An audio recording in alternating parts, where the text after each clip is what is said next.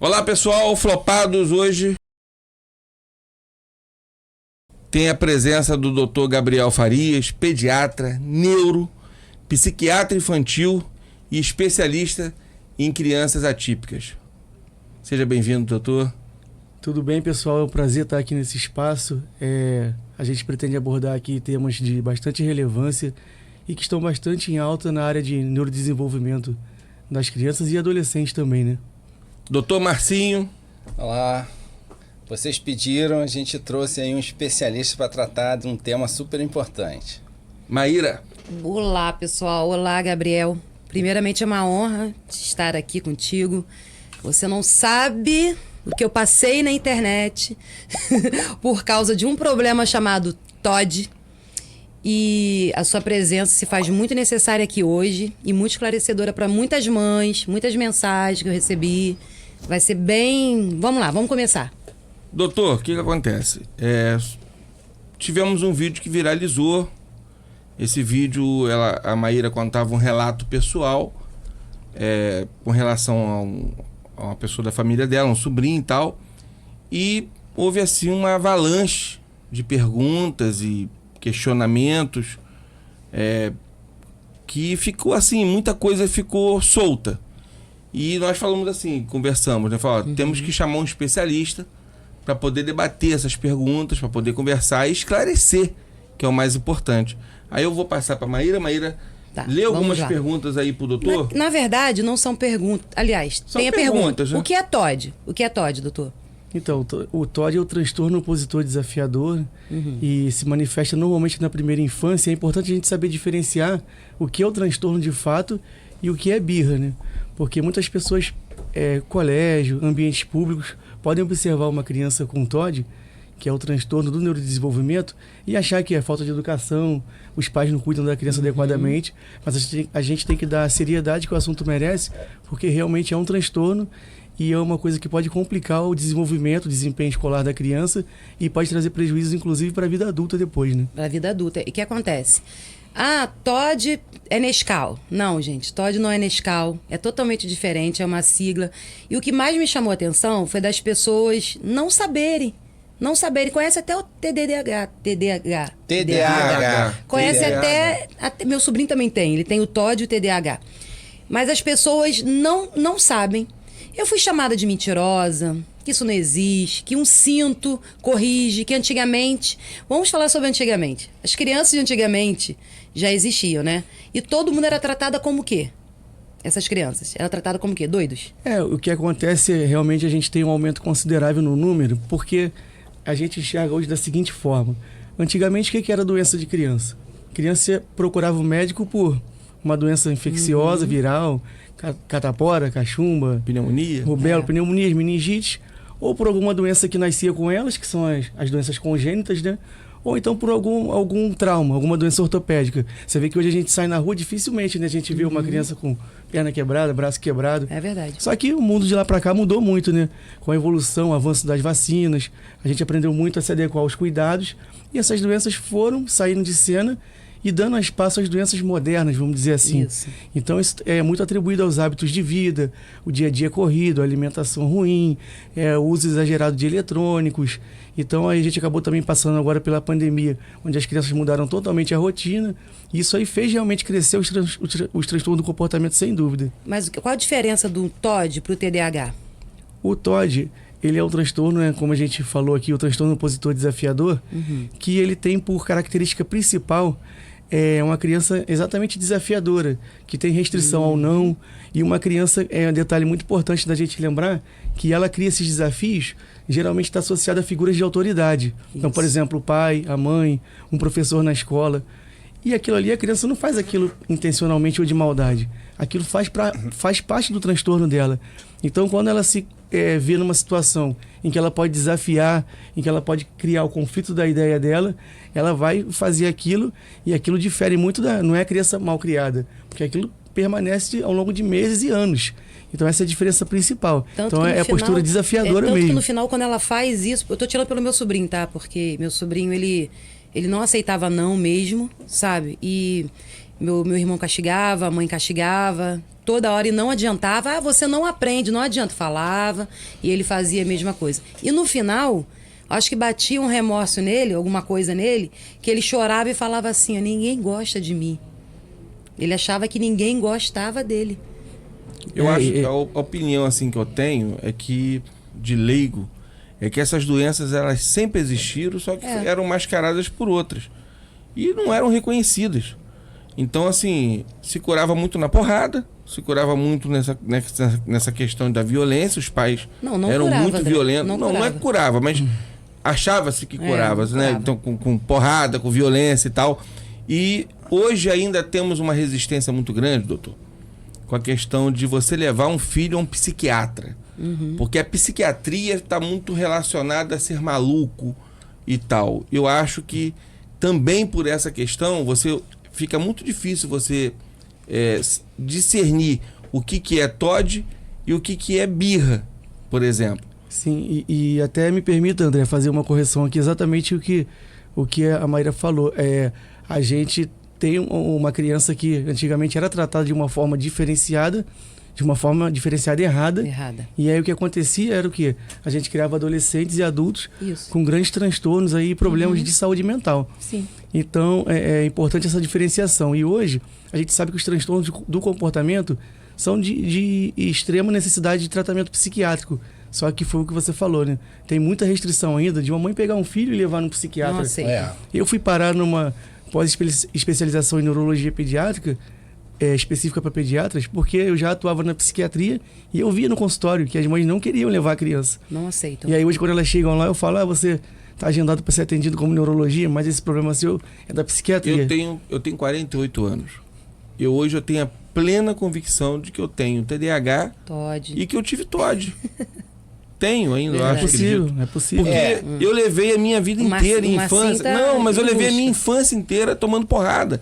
Foi a minha infância inteira arrumando confusão, a minha infância inteira Aí eu tive o período de adolescência mais calmo.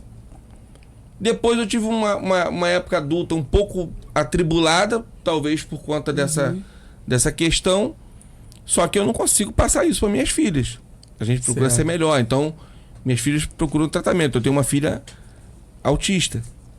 Então, assim, eu vejo que hoje ainda existe, graças a Deus, essa percepção de que, olha, a sua filha está... Porque o autismo dela foi detectado na escola. Foi a professora que viu. Sempre a escola. Teve uma sensibilidade da porra. Porque o pai não enxerga, a mãe não enxerga. Aí você vai no médico e ele fala assim: pô, meu filho não fala, já tem 2 anos, não anda, já vai fazer 2 anos e pouco. É normal. Porra, não é normal. Eu conheço casos de não família é normal. Que criança tem 7 tem muito, não fala. É uma queixa que eu faço a muito pediatra, muita coisa. Eu posso fazer a queixa que eu quiser. Porque fala que é normal e não é. Aí uma psicomotricista, é difícil o nome, né? Psicomotricista. Mas saiu. Saiu.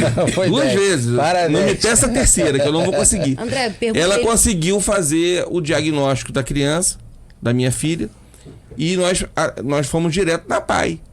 E lá tivemos todo o tratamento. Graças a Deus, minha filha hoje tinha o estágio 3, né? Hoje está com 1. Tem as maniazinhas. E o TDAH? Isso é interessante. Marcinho, pergunta a ele sobre o TDAH. Doutor, olha só. Eu tenho 52 anos, uma situação parecida com a do André. Eu hoje estou investigando uma possível... Eu estou hoje bastante convencido de que eu sou TDAH. Que eu fui e que eu ainda sou TDAH. Ele está investigando. Eu estou investigando, né? Ainda hoje eu tive uma consulta com a doutora, que ela me falou que é muito difícil, né? Se chegar a essa conclusão hoje, depois dessa idade. O diagnóstico é bastante difícil e na infância seria uma coisa bastante fácil. Onde que a gente encontra esse start? Onde que o pai, onde que a mãe, né? O senhor mesmo falou para que a gente não deve confundir, às vezes, uma birra da criança com o próprio transtorno. Não deve. Mas qual o momento? Onde que a mãe deve chegar? Onde que o pai deve chegar e dizer, olha, eu preciso buscar um socorro, um auxílio? Detalhe muito importante, né? A gente quando tem nossos filhos, inclusive eu tenho 3 também, né? O do meio é autista, o Arthurzinho. Beijo pra ele, Tutu. Beijo pro João e pra Gabi também. Então, o que acontece? Existe uma frase que é perigosa, que a gente escuta muito ainda, inclusive de profissionais de saúde, que é a seguinte frase: tudo tem seu tempo, cada criança no seu tempo. E não é bem assim. A gente tem uma ferramenta muito útil, muito prática dentro do neurodesenvolvimento, que são os marcos do desenvolvimento. Então, se aquela criança ali já fez os 6 meses, indo para os 7 meses, não está sentando ainda, se dos 9 meses molinha. aos 12 anos ela não está balbuciando as primeiras palavras, se a 1 ano de idade, próximo de 1 ano e meio, ela ainda não anda, ainda não fala, isso tem alguma coisa de errado. Não é que, vamos esperar, vai melhorar. Então isso precisa de intervenção. Não é que todas essas crianças vão ter diagnóstico. Não necessariamente a gente vai diagnosticar. Mas tem que ter pé no chão. E família é isso, né? O pai e a mãe, ele tem aquele filho ali, normalmente, na maioria das vezes, muito esperado. Então ele quer o melhor e ele vai ter uma dificuldade em enxergar um defeito. Muitas vezes essa visualização vem da própria escola mesmo, né? Ou vem de algum terapeuta. Até porque os pais não aceitam. É difícil. A né? aceitação é muito difícil. O pai e a mãe aceitar é uma coisa muito complicada. Eu acho de boa, eu reagi de boa. Mas eu sou a exceção. É difícil. Da regra. Porque é muito difícil, gente. É muito difícil. Hoje, eu vendo, eu analisando essas questões, eu fico... Só eu sei o que eu sofri. Porque, assim, as pessoas... Eu nunca consegui ter um caderno. Eu nunca tive um caderno, desde criança até hoje. Nem caneta levar pra faculdade. E aí, o pessoal falava, pô, esse cara, ele é um gênio. Assim Gênio porra nenhuma. Eu sofria, aquilo me causava... Eu queria ter, todo ano eu comprava. Aí eu comprava caneta, comprava lápis. Pô, esse ano eu vou. Na hora, Aí eu começava ali, escrevia meia dúzia de coisas, daqui a pouco meu caderno... Aí eu apanhava. Eu apanhei de professora. Apanhei. Então, era sempre chamado de relaxado, Isso é muito difícil. Eu, né, como estou falando, se eu levei de boa, eu não levei de boa porra nenhuma. A gente sofre muito.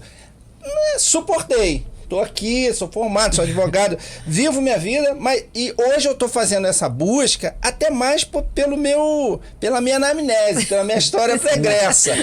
Porque, assim, eu não saberia hoje se isso pra mim ia ser... se hoje eu ainda consigo mudar alguma coisa. É verdade. O pior é o cara falar assim, não, eu graças a Deus passei por isso tudo e não tipo de transtorno. Eu tô muito bem, graças a Deus. Eu sou normal. Ela passou e tô se tremendo. Não, mas agora é sério. Porque é muito difícil. É difícil. Porque reconhecer é essencial, né? Assim, minha avó, ela tinha um aparato bélico absurdo. Era chinelo, vara de goiaba, borracha, cinto, fio. Isso aí. E tudo pegava, cara. Então, assim... Tinha uma mira, filha da puta. Minha mãe tinha um chinelo que fazia curva. Todas. Eu entrava, o troço vinha na nuca. Eu tenho um cabeção, então não é tão difícil acertar. Mas acertava. Então, assim, e achava-se normal. Aí fazia o tal do eletro. Sim. Que não dava em porra nenhuma. Eu fiz 10 eletros. Aí sabe o que minha mãe fazia? Eu morava no Jardim Alcântara. Ela voltava do Alcântara todinha assim. Não é maluco não, né? E dava na minha cabeça. E vinha me batendo. Do Alcântara ao Jardim Alcântara. Olha, gente, assim do Alcântara ao Jardim Alcântara a pé, apanhando, é longe. Então assim, eu vinha apanhando 9 vezes. Aí no 10º deu grau 3 de arritmia. Eu era realmente maluco, mas não tinha tratamento. Eu tenho um relato para chamar atenção em relação a isso, que eu não posso falar e expor, porque é uma pessoa conhecida. Mas tinha uma criança perto da idade do meu filho, vizinho, assim. E ele era diferente, né? Comparado ao meu filho crescendo junto, ele era diferente. Era bem diferente. E aí levaram no neuro, psiquiatra, e detectaram alguma coisa que até hoje eu não sei o que era. Só que o pai não aceitou. O pai falou que ele era normal e não ia tratar. Não deixou a mãe tratar. Conclusão. O garoto teve um problema, um surto, tipo... Como daquele negócio, convulsão? Sim. Estourou tudo. Quer dizer, ele era normalzinho, ele tinha um problema. Estourou tudo, que ele ficou... Por causa da falta de tratamento... Provavelmente fez um desgaste neurológico aí por crise convulsiva não tratada, né? E é perigoso. Ficou no CTI, quase morreu. E ele não ficou um menino... Deixou sequela, né? Bastante. Bastante. Eu deixou sequela também. Hoje eu sou maluco assumido. Os chinelos da sua mãe, né? Eu acho, Você tem traumas. Eu acho, doutor, que as pessoas elas têm que se conscientizar de que existe tratamento hoje, graças a Deus. Nós temos que parar com essa coisa do preconceito com a palavra psiquiatra, de relacionar psiquiatria à loucura. Isso tem que acabar. São dogmas que foram criados, foram vícios de linguagem, foi coisas que foram colocadas com o tempo, que acaba virando corriqueiro. Ah, não, o cara vai no psiquiatra e é maluco. Todo mundo devia ir no psiquiatra. Sim. Não por tratamento, de sanidade mesmo. A vida da gente mudou muito. Antigamente suas necessidades eram mínimas. Hoje o mundo requer muito rápido, muitas coisas. Tá muito rápido. E hoje nós temos uma possibilidade, e o senhor está aqui para provar isso pela ciência, que existe uma forma de haver um diagnóstico mais rápido.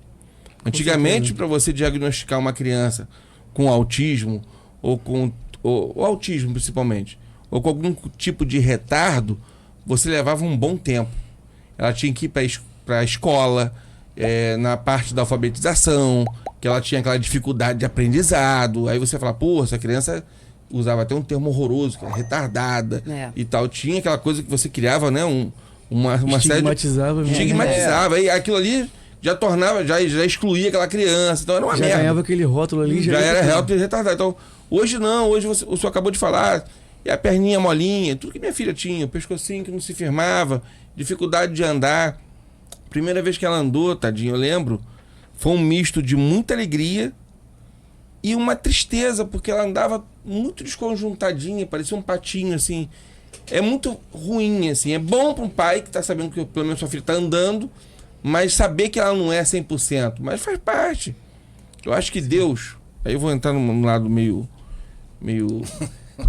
espiritual, eu acho que Deus faz assim, na minha concepção. Ele te dá filho. Aí fala assim, olha, é o maior amor que você vai ter. É filho. Aí você fica assim, impossível ter um amor maior. Aí ele vai te dar um filho especial. Aí te quebra. Porque o amor é diferente, é maior.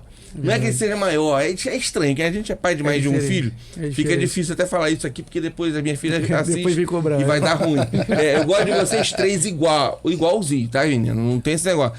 Só que com Manuzinha é diferente, que Manuzinha tem as coisinhas dela, tem que fazer do jeitinho dela, senão dá caô, dá BO, que vocês sabem o que acontece. Ela parte pra porrada das outras irmãs, ela é braba. Então, assim, eu tenho que dar Então, Deus vai te dar uma criança especial pra você falar assim, ó, o amor é maior. Entendeu? Então, assim, eu acho que o diagnóstico precoce ainda é o melhor remédio. Na minha opinião, leiga. E a psiquiatria foi muito estigmatizada mesmo por conta da própria especialidade, né? O histórico da psiquiatria é ruim. Antigamente, você for parar para pensar, quem era o paciente que acompanhava com o psiquiatra? Eram dois caminhos. Ou era aquele cara lá trancado dentro de casa que a família não levava nem na rua, que tinha vergonha, ou a outra vertente era aquele que a família nem aguentava em casa e ia direto para os manicômios. E o histórico dos manicômios eu prefiro nem comentar, né? Como a gente sabe aqui. Então, aí é programa para 10 horas de programa. Então isso eu acho que retardou a procura dessas famílias, né? Mas o que o André falou aqui, né? A criança é diferenciada, ela consegue receber um diagnóstico. Outro assunto muito importante, a gente vê, eu pego muito isso no consultório. O profissional de saúde, ele traçar caminhos que vai atrasar o diagnóstico ao invés de antecipar. Então, é verdade. Transtorno do comportamento não tem exame de imagem. Não tem, não tem eletroencefalograma. É um diagnóstico observacional, é um diagnóstico conjunto com a equipe multidisciplinar, é um diagnóstico em conjunto com a escola. Então, hoje, nessa conversa que eu tive hoje com a neurologista, eu fiquei frustrado, que ela me falou. Eu falei, e aí, doutora, eu sou ou não? Ela falou, você falou, calma. Hoje, vai ter que procurar sua então professora. Ela me falou, o diagnóstico o diagnóstico para o adulto é muito difícil. Né? Porque ela me falou, não sei se eu me corrijo, se eu estou errado, que na infância você tem até uma forma química, você pode até fazer um determinado exame para medir alguma coisa lá que eu não gravei. Tem uns detalhes genéticos também que a gente pode medir. E nessa idade não. Então você tem que. Ela podia fazer igual faz na parte jurídica, chamar testemunhas. É. Eu, por exemplo, posso testemunhar que você é maluco. É, eu também, se você precisar. Já ganhei eu esse vou de peso. boa. Falando Ganhei esse nisso, peso, doutor, ganhei esse é peso. uma outra coisa que, por acaso, hoje aconteceu de tudo na minha... Tá aproveitando aqui pra fazer consulta. Tá fazendo uma consulta. Cara, Não. isso é muito ridículo. Você tá Não. aproveitando a entrevista. Vem tirar dúvidas da consulta anterior. consulta. Ele Isso é é uma pediatra, ruim, você vai. cresceu. É uma consulta para o Flopados, porque assim, esse tema hoje já tem Milhões. milhões de visualizações E comentários. e comentários dos mais variados. Eu, inclusive, que sou advogado, eu fiz um comentário no programa também, assim, despretensioso, e choveu de gente me procurando no escritório. E a questão é a seguinte: vai de novo nessa questão aí de diagnóstico. Porque essas pessoas que têm esses transtornos, né, às vezes o pai, a mãe, eles precisam dar todo o seu tempo para cuidar dessa pessoa, né? É um cuidado muito mais difícil. E aí ela vai recorrer a um benefício da justiça. A gente tem um BCP, que é para pessoas que necessitam de cuidados especiais. Só que quando ela chega lá na perícia, ela não tem um laudo porque o médico não conseguiu laudar aquele nível de dependência, de suporte daquela criança. Isso é muito difícil. Como que a gente corrige isso? Porque assim... É óbvio que o pai e a mãe precisam daquele dinheiro, mas como tornar isso óbvio também para as autoridades pagar esse dinheiro? É uma responsabilidade muito grande, né? Eu vou até dar um exemplo que aconteceu comigo aqui em cima do que você está falando. Eu recebi uma criança no consultório, criança de 6 anos de idade, e ele entrou no consultório com o colar do girassol, com a identidade de autismo, com Rio Card especial, né? Era o consultório do Rio, né? E mochila, com todo o aparato ali dentro da mochila de material, e 6 anos de idade. E eu pergunto à mãe, ele é autista desde quando? Ela falou, desde os 2 anos de idade. Aí eu já estranhei, né? Que naquela época, 4, 5 anos atrás, a gente não fechava diagnóstico ainda com essa idade, era mais uma questão de observação. E aí levei o garoto para examinar, botei na maca, examinei, fiz alguns testes, e aí falei para ela, por que ele começou a investigar o autismo? Porque ele não falava. E ele fala hoje? Não, continua sem falar. Faz terapia? O garoto tinha 40 horas semanais de carga horária de terapia. Falei, bom, tem alguma coisa de errado, né? Eu fui examinar a criança e falei para ela, falei assim, vem cá, na maternidade você fez uma coisa chamada teste da orelhinha? Uma coisa simples, recomendação do Ministério da Saúde, está na caderneta da criança. Olha, doutor, não me lembro, deixa eu ver a caderneta, não tinha nada anotado. Você já fez um exame chamado audiometria? Também nunca fiz, não. E lá na clínica a gente fazia. Falei, então, senhora, faz um favor. Fiz o pedido, vamos fazer. Meu Deus. Cheguei lá, os resultados chegaram e a criança era deficiente auditivo. Meu Deus. Então ele está 4 anos e meio circulando aí com Aí diagnóstico de autismo que não existe. Né? A primeira coisa que faz...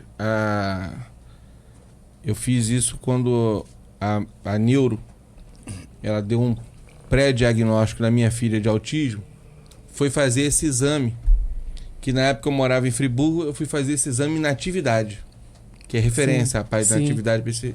E é um exame muito minucioso. A criança é sedada, a criança fica ali no aparelho, enfim, é difícil, porque a criança autista geralmente não aceita muito a sedação, é complicado, mas ele é muito necessário que você faça isso, porque a primeira parte é saber se a criança tem problema de surdez. É a primeira coisa. Aí depois é que você vai para os outros. Olha que eu tô falando, eu não sou especialista, eu sou pai. Então, eu sou pai atípico e participante. Eu não sou aquele pai atípico que largou na mão da mãe e falou, eu sou pai atípico. Não, eu ia em todas as terapias, eu fui em todas as terapias. Eu frequento, eu participo. Então, é uma questão assim, é óbvio que eu fui observando. Então, esse é a primeira coisa que tem que se fazer. Se não fizeram, o erro foi gravíssimo. A gente tem que ver, né, de onde surgiu aquele problema, por que aquele problema. Então, a queixa principal é o atraso na fala, é um sono ruim, é um baixo rendimento escolar. Então, a investigação diagnóstica vai partir da queixa principal. Parece que é um beabá, mas as pessoas entram num desespero tão grande. Eu acho que tem muito a ver com o que você falou, envolve benefício, envolve dinheiro. E aí a gente tem aí as famigeradas clínicas de terapia, os planos de saúde, Agora essa guerra. Eu queria Então, fazer essa uma pergunta dificuldade. específica pro senhor. Assim, bem resumidamente, a diferença e o que caracteriza uma criança autista, uma criança que tenha TDAH e uma criança que tenha TOD. Certo. Hoje a gente tem a classificação, né? O que orienta a classificação dos transtornos de neurodesenvolvimento é o DMS-5, né? A classificação internacional. E hoje o autismo é chamado, na verdade, de transtorno do espectro autista, né? Então ele é uma coisa mais ampla. E o que acaba acontecendo? Hoje a gente sabe que o autismo pode trazer suas comorbidades. Então não é raro, inclusive é muito comum a gente ver uma criança do transtorno do espectro autista trazer junto com ela o TOD, o TDAH, Pode vir tudo o num TDL, combo, né? pode vir tudo junto como comorbidade. Agora, se for o caso a gente separar as doenças, o transtorno do espectro autista tem as particularidades no sentido de alterações sensoriais, é um comportamento diferente, dificuldade na integração social e principalmente assim questões que levam à interação, ao aprendizado, questões que deveriam acontecer na primeira infância e não acontecem. O TOD, essa criança normalmente fala, ela se desenvolve até relativamente bem na escola, não está diretamente associada a um rendimento escolar ruim, mas ela tem essa postura desafiadora quando ele tem só o TOD isolado. E o TDAH, que é o transtorno do déficit de atenção e hiperatividade, Prazer, sou que eu. ele pode ser o misto, né? Ou pode tender mais para o desatento, que às vezes tem um TDAH que é aquele quietinho, só desatento, e pode ter o hiperativo, que ele não é tão desatento, mas ele senta aqui nessa sala e não consegue parar quieto. Meu sobrinho. Ele puxa esse microfone, sobe nessa mesa, O meu sobrinho, e puxa o cabelo de e tenta quebrar alguma coisa. Então, isso aí gera um atraso diretamente relacionado ao aprendizado. Então, o TDAH você vê um pouco mais velho e é diretamente relacionado ao ambiente escolar, que é onde a criança começa a passar pelas Agora, primeiras provas de aprendizado. Né? É onde eu ia perguntar. O diagnóstico do autismo hoje eu sei que é bem precoce, né? O TOD, o TDAH, Pode ter TDAH e TDAH, não é, doutor? Isso é quando ele tem a tendência ao desatento e a tendência ao hiperativo. Né? ao imperativo. E pode ser misto também. Né? Já é um diagnóstico que você já apura com mais tempo, não é isso? Você O precisa... autismo é mais precoce, na meu ver, pela minha experiência de vida. Tô falando como experiência, como pai atípico. Porque isso aí é proveniente exatamente do formato e necessidade que você tem de observar as características do comportamento. Então, por exemplo, você vai avaliar o autismo. Pô, o fulano fala? Não fala. Então ele tem a característica grave no pilar da comunicação. O fulano briga com as criancinhas no parquinho, no colégio, nas festinhas? Não. Então ele tem a característica marcante na integração social. O fulano tem alguma alteração sensorial? Pô, ele não pode ir na praia que ele bota o pé na areia e fica desesperado. Etiqueta de roupa eu tenho que arrancar todas. Então as características são mais marcantes, você consegue ser mais direto. No TDAH e no TOD, não necessariamente vai ter isso, porque é uma criança que fala, que conversa, frequenta os ambientes públicos. Então a observação é mais demorada. Nos casos de TDAH, a literatura chega a recomendar observação de 4 a 6 meses para você fechar um diagnóstico mais fidedigno, desde que não tenha nenhuma característica tão marcante. Então por isso você ficou chateado lá. Eu queria dar um... seu laudo hoje ainda. Eu queria dar um recado pros pais, mas eu não sou uma pessoa muito boa para dar recado para pai, que eu xingo pai, xingo mãe. Eu não vou aceitar muito bem. Pode ser que as pessoas não aceitem muito bem. Então eu queria que o senhor desse um recado pros pais, para antes de dar uma porrada no filho, ver realmente se essa criança tem algum tipo de transtorno, procurar um psiquiatra, procurar um tratamento, porque a violência ela tem que ser o último recurso, ela não tem nem que existir. Ser recurso, não tem nem que ser recurso. Eu acho que tem que acabar com esse negócio de palmadinha. Eu ouvi muito essa palhaçada da palmadinha. A palmadinha ela vicia, porque ela vira um palmadão, daqui a pouco vira um trauma, daqui a pouco essa criança está sendo até, Deus que me perdoe, violentada. Então, assim, acabar com esse ciclo de violência. Então, você que é pai, mãe, que tem um filho agitado, porra, procura um psiquiatra, cara. Não é que ele seja maluco. Às vezes, um remedinho.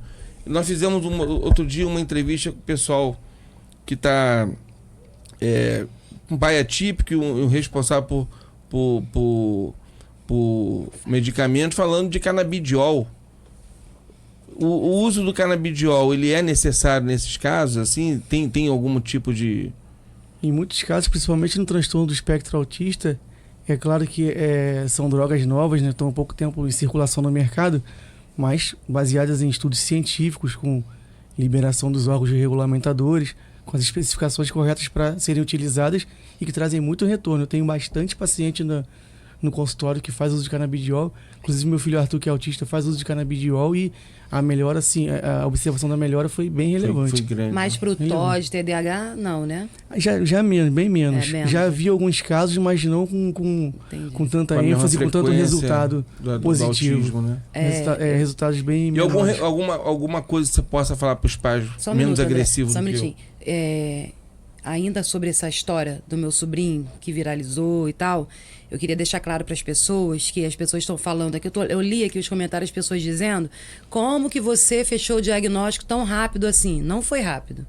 Começou com 3 anos de idade, que eu reparei, que eu levei no neuro, que começou a investigar. Só que o meu irmão e minha cunhada não enxergavam o problema, achavam que era falta de educação, que era mimo, que era falta de atenção, que ele era mimado, não conseguiam enxergar o problema. E aí eu não desisti do meu sobrinho, eu continuei enchendo o saco deles. O que eu fiz aos 7 anos, quando já estava impossível? Ele era uma criança que era impossível você ficar perto, porque era chato, entendeu? Era chato. Meu sobrinho, mas era chato. Ele fazia o que você falou, ele fazia. Se ele tivesse aqui, ele estaria andando para lá e para cá, mexendo e tudo, ou quebrando, numa agitação sem fim. E outra coisa, brigava com o primo, caíam no cacete os dois brigando, aí apanhava, e castigo, e chororô, e ele, ninguém gosta de mim. Era um inferno. Era um inferno. Eu não achava aquilo normal, não conseguia achar normal. Meu irmão achava normal, minha cunhada achava normal. E aí, com 7 anos agora, quando ele entrou na Alfa, na escola, a professora chamou meu irmão e a mãe e falou assim: quem ensinou ele a ler e escrever? Eles nem sabiam que ele sabia ler e escrever, que ele tinha altas habilidades, né? Ele tem um TDAH também, altas habilidades. Foi aí que eu peguei e falei assim: não, tá tudo errado. Vamos voltar no neuro com os exames que a gente já tem exames, tá, gente? Já tinha exame.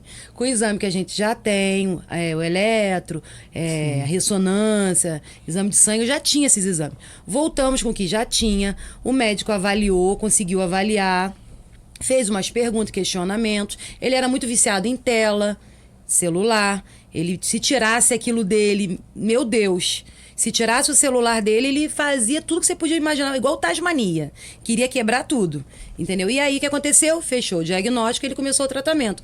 O que eu quero dizer é que com o tratamento, que agora já são 3 meses de tratamento, o meu sobrinho virou uma criança normal. Além de voltar a comer, porque ele não comia, ele não conseguia se concentrar para comer.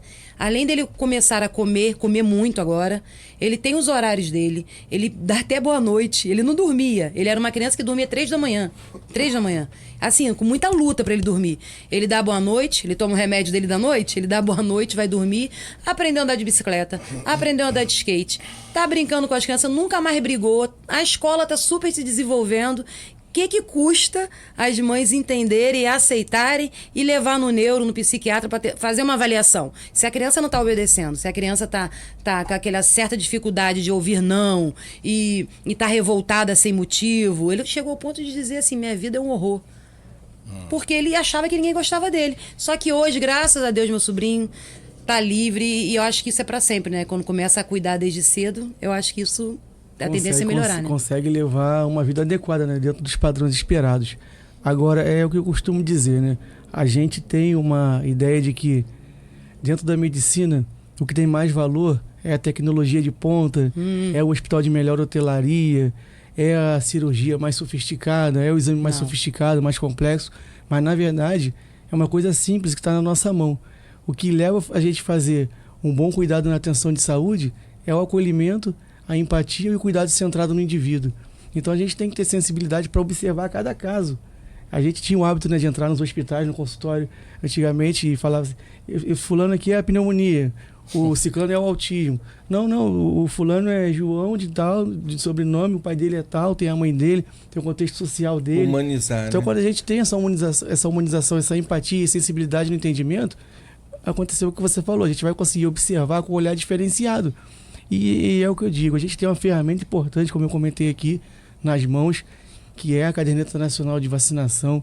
Ali tem instruções sobre os marcos de desenvolvimento, a família pode acompanhar aquilo, e dentro de qualquer alteração que a família se sentir desconfortável, não é, o ato não é bater, né? Não é agredir a criança, Nem botar de não é castigo. tentar fazer alguma coisa que vá piorar ainda mais a situação da criança. Buscar a mesma ajuda de um profissional, de um especialista, para resolver aquele problema. Para os pais terem uma aceitação melhor, eu costumo dizer que a gente não pode chamar das atitudes de normal ou não normal. Eu até fiz tem um desenho aqui que eu fiz, que eu mesmo inventei, que é o Defina Normal, né? Então, o que seria normal? Normal está dentro da condição de cada um. Então, quando você falar para o pai que aquilo não é normal, ele pode se sentir meio contrariado, fazer o que a gente comentou aqui, né? Não seguir o tratamento. Mas quando você diz para ele que a questão não é ser normal ou não ser normal, mas que aquela situação, você fala com bastante firmeza e bastante conhecimento técnico, que aquela situação está inadequada para aquela faixa etária e aquele comportamento está inadequado e que ele vai entrar numa investigação, numa intervenção precoce para evitar prejuízos maiores futuros, né?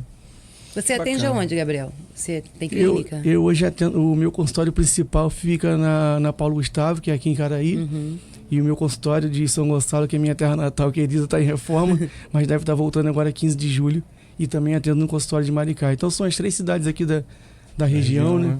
Que Então mais a gente precisa. pega aí um N bastante grande de pacientes e a gente vê que tem uma diversidade muito grande e é um grupo cada vez mais crescente precisando de ajuda. Convide, bacana. Gabriel, convide os pais, né, André? Convide os pais que veem, ou tias, ó, tia, se baseia em mim. Toma a frente mesmo. Se o pai e a mãe não tá vendo, fala assim, ó, mas eu tô vendo. Porque a gente de fora a gente vê mais, né? Sim. A gente de fora a gente vê mais. Tô vendo, vamos levar uma consultazinha. Não custa nada, vamos ali no neuro, passar ali rapidinho. E é isso. Gente, deixa eu só pegar um gancho aqui para dar um puxão de orelha nesse pessoal. Primeiro agradecer, né, esse pessoal que tá dispondo do seu tempo para ir lá dar uma olhada na gente, né? São milhões de pessoas. Agora, porra, vai procurar o que fazer, cara. A gente tá aqui fazendo um trabalho, a gente tá abrindo uma discussão. Trazendo Aqui não tem informação. nenhum especialista de nada. A gente não tá trazendo as questões aqui para dirimir.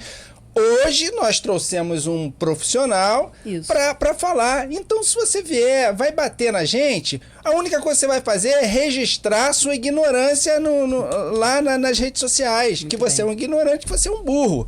Então, assim, vem pra cá, mas vem com, né, assim, com o nosso espírito. A gente tá brincando, a gente tá discutindo coisas super sérias, mas aqui a gente não tem esse objetivo de ficar aí dirimindo nada que não seja da nossa E nem alçada. cagando regra. E nem cagando regra. A gente tá aqui pra Isso abrir aí. discussão, pra abrir uma discussão, um papo legal. Então, assim, você vai falar mal, mas vai falar mal de mim. Fale mal, mas fale de mim. Eu sou casca grossa. Agora, pensa nisso. A sua ignorância, a burrice vai ficar lá registrada nas redes sociais. Só isso. Porque Muito fizeram bem, uma Marcelo. covardia digital com a Maíra absurda. Uma Ficaram perseguição botando... idiota. Se eu fosse... que tia é essa que toma a frente? E a gente acaba tomando as dores dela, porque a gente é amigo dela também. Eu até sou menos amigo, mas assim, mas mesmo assim... Não, mas assim, tem uma observação. Olha só, eu fui muito atacada no Instagram, né, André? Vamos fazer. Instagram eu fui atacada. São poucas as pessoas que acharam. Foi até bom, foi Sim, um estudo foi um estudo que nós de fizemos. redes que Foi um nós fizemos. estudo. Ó, Instagram eu fui atacada. TikTok o pessoal levou na sacanagem. Ficou assim, Nescau, vou dar uma surra. Ninguém me atacou não, mas estavam brincando. E no YouTube, só elogios. Parece que o pessoal do YouTube é mais selecionado, o pessoal mais velho, eu não sei, o pessoal... Nossa, que bacana, parabéns, é isso Mas aí. no Instagram ela virou a tia. Virei. que se mete nas Nazaré redes A tia Tedesco. do Todd. Nazaré Tedesco, nova versão. Gente, Tia que assumiu a frente. eu queria agradecer muito ao Dr. Gabriel por esse momento tão esclarecedor pra gente. Pra nós. Pro nosso público, mas pra gente também. E agradecer nada é por acaso. A gente tava se encontrando muito tempo que a gente não se via. Eu sei que a gente tem contato, mas a vida da gente é Verdade. corrida. E o senhor se mostrou assim super acessível. Muito obrigado. Flopados agradece. A galera, acredito que vai ser muito esclarecedor para muita gente que está com dúvidas, que tem aquele filho hiperativo, o filho que tá com TOD, com TDAH, É. e outros. Tem outros, Tá né? com a Tem perninha outros, Tem bastante bastante isso. transtorno. Ou não, inclusive, né, doutor? Ou não. Ou não. Mas é bom levar. Mas vá lá, para você ter Sim, esse tirar a diagnóstico, dúvida. para tirar essa dúvida, tirar isso, inclusive, do seu... as considerações. Inclusive eu escrevo isso na receita dos pais, né? Eu coloco, é possível algum transtorno? Embaixo eu coloco, ou não. Mas pelo menos tirar a dúvida, porque a gente tem que tirar a dúvida da cabeça, né? E eu que agradeço aqui a oportunidade do espaço, a gente poder falar sobre esse assunto que está tão em alta. E é um assunto que ainda tem bastante dúvida, muita coisa nova a nível de tratamento. Então o senhor já se sinta convidado para Pra o próximo, voltar, né? porque você vai ter que voltar. Com certeza. Dá será um seu prazer. jeito, vamos ver o horário de novo. Você viu que nós tivemos de uma luta, improvisar, né? foi uma luta. Dá seu jeito que você vai ter que voltar. Aí o problema é seu. Já se comprometeu, tá todo mundo Eu vendo. acho que a gente vai abrir uma caixinha lá problema. no Instagram para as pessoas perguntarem. E aí a gente junta tudo. Eu acho legal. É Bota a legal. sua dúvida, fala o que você acha. Isso. Ou então bota um testemunho. Não quer falar diretamente de você, fala assim, ó, tem uma vizinha Isso. que o filho dela fez isso e Foi isso. isso, uma precisa pessoa. identificar, né? Eu tenho que ficar. Tá Eu certo. tenho filho de um amigo, que explodiu o muro do vizinho. Por aí. Não, pode ser. E é importante a gente não ficar na dúvida, né? É. A gente também lá no nosso projeto, no @SmileMind, todo dia a gente posta um conteúdo ali que tem alguma... Como é que alguma é? pauta- Fala. Vamos... @SmileMind. Então todo postei. dia a gente posta um conteúdo ali esclarecedor. E ali a gente vincula também nos comentários, nas mensagens, umas Nós vamos botar respostas isso às que eu dúvidas. não entendi, porque eu não entendo inglês. Aí eu vou ver o... Smile Minds. Smile de Smile sorriso e Minds. mind de mente. Pra Mind escrever de na... a gente vai aqui escrever embaixo aqui pra poder embaixo. A pessoa gente está à saber. disposição para auxiliar em qualquer tipo de dúvida, comentário, esclarecimento, sem problema nenhum. Obrigado, tá? Próximo entrevistado, professor de inglês, para dizer... Gente, obrigado. O Flopado Pô, fica por aqui. E valeu, galera. Não esqueçam. Gente, custa nada. Segue. Segue. Dá uma seguidinha. Eu gosto do conteúdo, o conteúdo é legal. Mas, porra, você não vai lá e segue. Custa nada seguir, cara. Dá um cliquezinho. Tá ajudando a gente pra caramba. Vocês, seguidores do doutor, olha, vai fazer- segue a gente, senão ele vai dar uma beliscada no seu filho. Gente, valeu, obrigado. Valeu, um Flopado grande demais. abraço, Valeu. obrigado.